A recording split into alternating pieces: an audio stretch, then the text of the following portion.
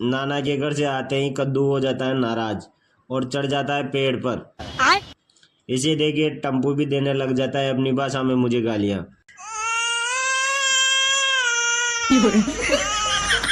मुझे तो इसकी भाषा समझ नहीं आई, आपको आई हो तो बताओ कमेंट में। फिर मैं चल जाऊँ तो कोचिंग का बच्चा छोड़ आ जाऊँ तो अड्डा पर। यहाँ आता है मिल जाओ तो मारा दोस्त मंगरू, और मैं चल जाऊँ तो चुट्टन लाल जी की दुकान पर चाय पीबा। अतना में आ जाओ तो दीपक ओझा और मोनू अटेला। यहाँ से कर बात चार बैगन आ जाऊँ तो पोपट भाई की दुकान पर। यो तो राजफुंदरा अरे के मिस्टेक समझ ना आई तो भाग दिया ना औजार।